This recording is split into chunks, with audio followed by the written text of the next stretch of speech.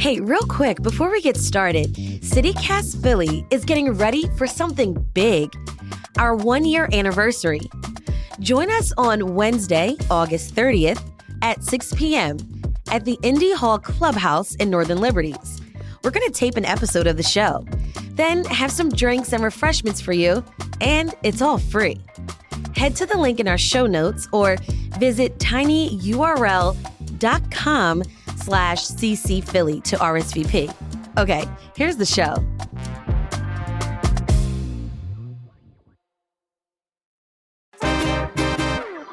Today on CityCast Philly,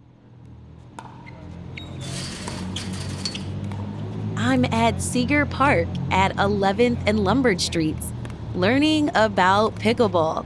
It's sort of like a fusion of ping pong, tennis, and badminton, and it's the fastest growing sport in America, according to the Sports and Fitness Industry Association.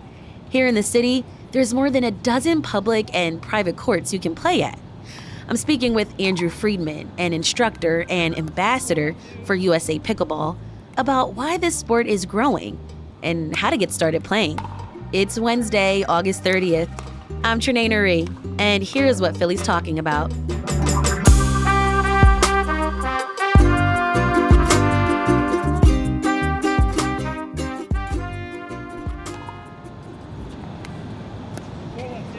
So this is a paddle.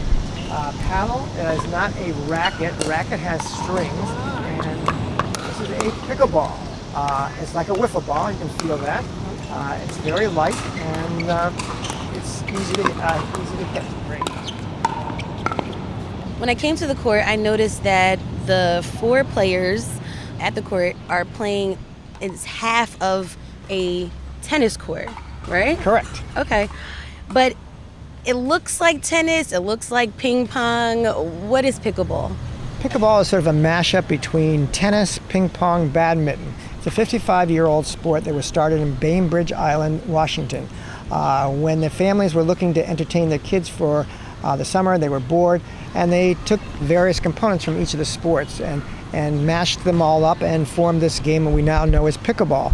It's same size as a volleyball court. It's 44 feet long by 20 feet wide, and it's not mini tennis. Pickleball is a net game where you try to get to the kitchen or non-volley zone, up a 7-foot section in front of the net that you try to keep your opponents back. So Andrew, how'd you get into the sport?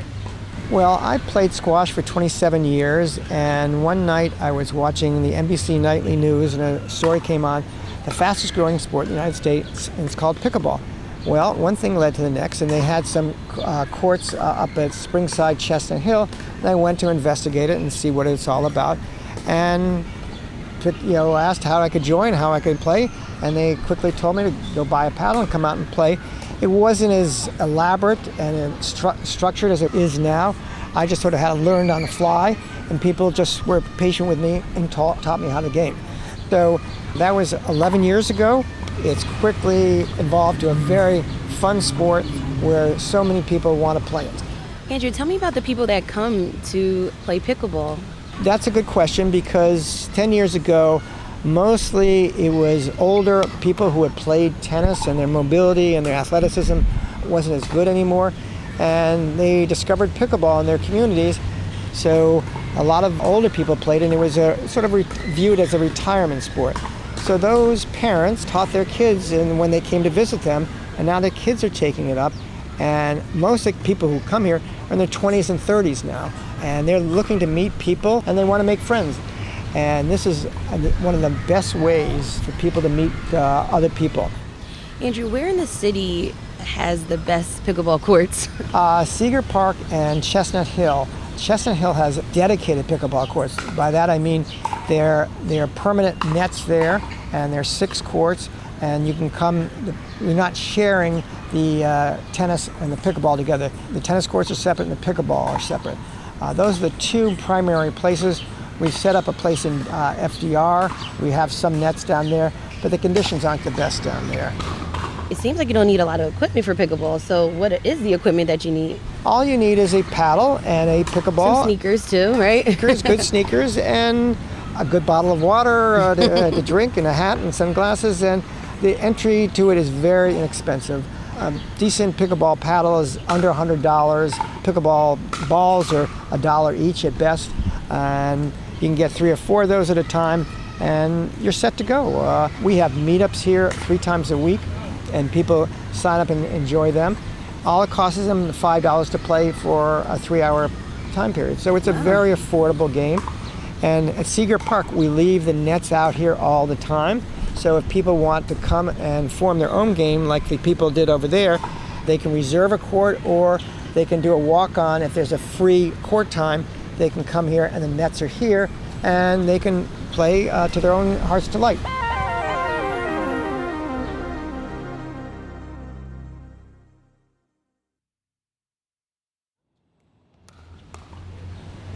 And I tell everybody, be patient. You'll catch on in a very short time. That's one of the appeals of pickleball. It's a quick, easy to learn sport. That's what people gravitate towards it so quickly. But for now, let me show you how to hit the ball and go from there. You're a natural. You did some really, I don't get many people who do that so quickly. Yeah, you explained some of the basic rules when we were playing, but can you just go over what are some of the basic rules of pickleball? Pickleball, basic fundamental rules, you only win points when you serve. Games are 2-11, win by 2. There's a non-volley zone, a 7-foot section in front of the net that you're only allowed to go in there when the ball bounces, and then you can go in there, retrieve the ball, and go out again. Unlike tennis, there's no 2 serves. You just have 1 serve, and it's an underhand serve where you have to get to the opposite quadrant. Then the ball bounces in the opponent's side of the court, and then the second bounce when it comes back to the serving team. That's called the 2-bounce rule. It's a little awkward at first trying to get people to understand you have to let the ball bounce 2 times. So it's understanding the restrictions and the boundaries that the game imposes upon you.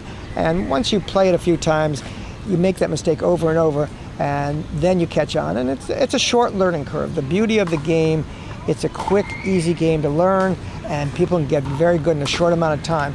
Very hard to master, but a lot of fun. Okay. Now, Andrew, how do you keep score? Yes, you keep score. Each team has 2 servers, and they call it a score 0-0-1 or 0-0-2, depending on who is the server on your team. Then you can do it consecutively. You win a point, it's a 1-0-1, 2-0-1, 3-0-1. And then you lose the rally, it goes to your partner on your team, and they go 3-0-2, 4-0-2, and then it's side out. The other team gets a serve, and they begin serving, and then it's 0-4-1, 1-4-1, 2-4-1, etc., until they go back and forth until each member of the team gets a chance to serve. Okay, I get it. So I also noticed that when we came to the court, there's a game being played and they're playing doubles. Is that always the case with pickleball? 99% of the time it's played doubles. There are people who like to play singles, but you're usually pretty young and athletic to do that, but most of it is doubles. So, like you were saying, pickleball is becoming popular, but there have been some neighbors in Chestnut Hill who've complained about noise levels at some of the courts in their neighborhoods. Andrew, how do you respond to those complaints? It's a valid complaint, and in Chestnut Hill, they made a crucial mistake of not putting the pickleball courts further away from the residential area. If they had done that, they wouldn't have had the same issue. They would have been far enough away. The way they are now, without exaggeration, the distance between where the pickleball courts and the residences were maybe 20 or 30 feet at the most, so they were very close by, and there were 6 courts there, and they were being played from 8 a.m. to 8 p.m., and it's with that many courts that often, there was constant noise, and they had a justifiable complaint about that.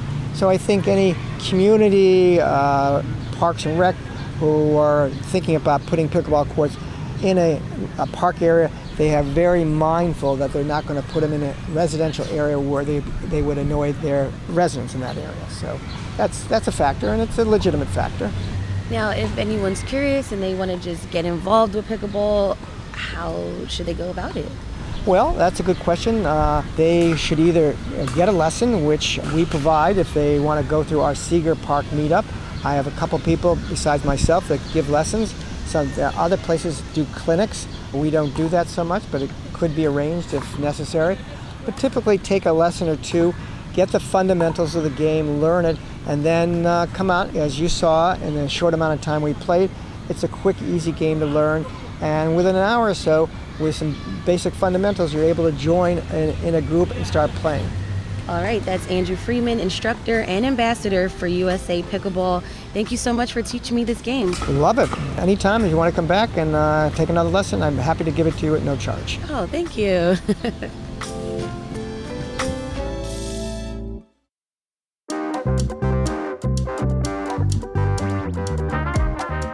That's all for today here on CityCast Philly. If you enjoyed this episode about pickleball, tell a friend. Rate the show, leave us a review, and hit that subscribe button. Be sure to sign up for our morning newsletter, Hey Philly, to learn more about what else Philly's talking about. We'll be back tomorrow morning with more news from around the city. Bye.